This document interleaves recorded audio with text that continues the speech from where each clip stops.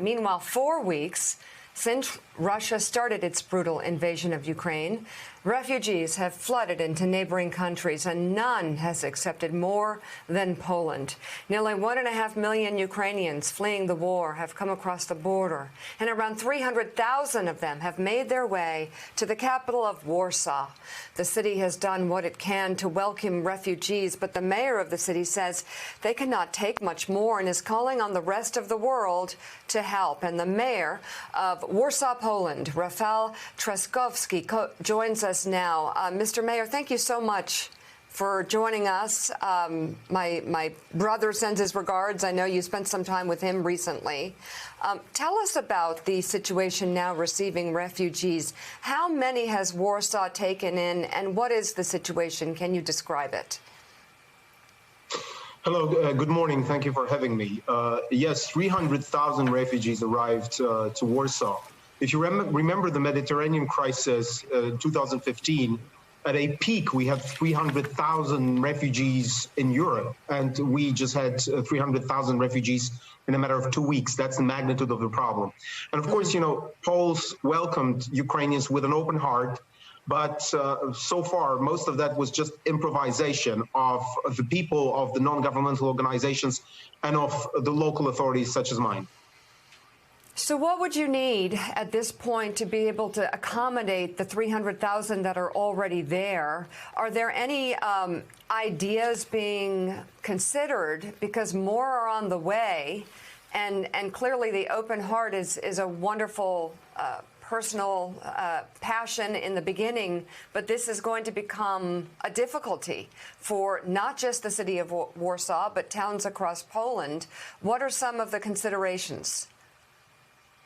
Well, I mean, let me make one thing abundantly clear. You know, Ukraine is fighting for our freedom, for the freedom of Poland, for the freedom of the European Union, and for the stability of the transatlantic alliance.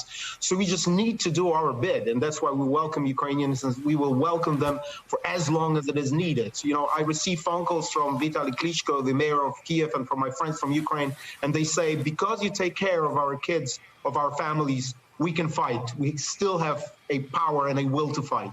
But two things need to be done. I mean, first of all, we need assistance. And it is not just the central government which needs assistance.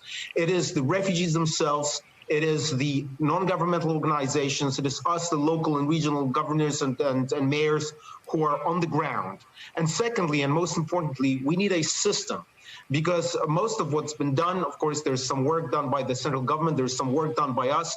You know, our people work day and night, and of course are diverted from the normal jobs, and we can do it for a week, 2, 3, but we cannot do it forever. We need a system, and the United Nations and the European Union have a system in place.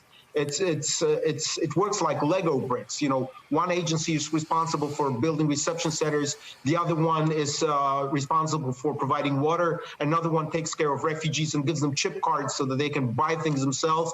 Or another one brings us teachers and psychologists. That's what we need, a system and a support from the whole free community of the world. Well, and have you gotten word from the EU that that sort of help is coming soon? Well, you know, the EU agencies and also the United Nations agencies are already on the ground in Poland. And what we need now is just, you know, the Polish central government to call for help and for a willingness to authorize those agencies to operate in Poland.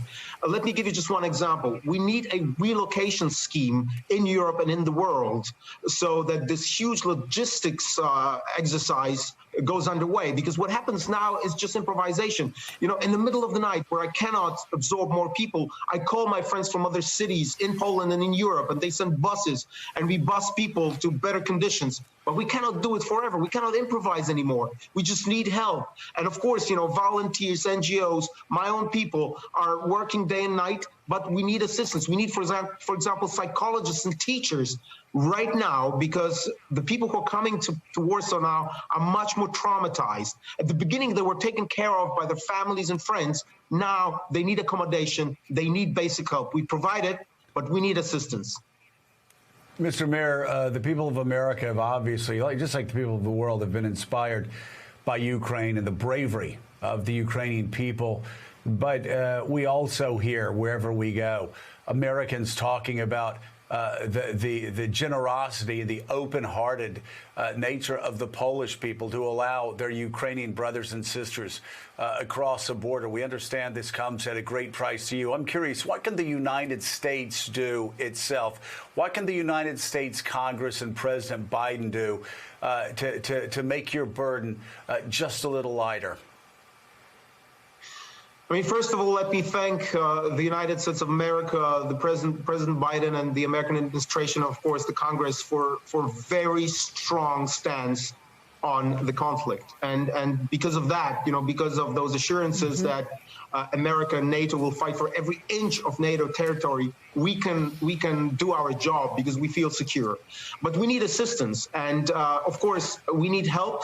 And it's not just us, the guys who are at the forefront helping out Ukrainians, but it is the refugees themselves. It is the NGOs and volunteers. So we need help in, for example, foldable beds. We need sleeping bags. We need, of course, to help them with psychological care. We need trained teachers and interpreters and so on and so forth. But most importantly, we simply need financial assistance, which would go directly to refugees, NGOs, and local governments. All right, the mayor of Warsaw, Rafał Trzaskowski, thank you so much for being on the show this morning. We hope to talk to you again soon. Hey, thanks so much for watching our YouTube channel. You can follow up on today's top stories and breaking news, or catch up on your favorite MSNBC shows all in one place. Download the NBC News app today.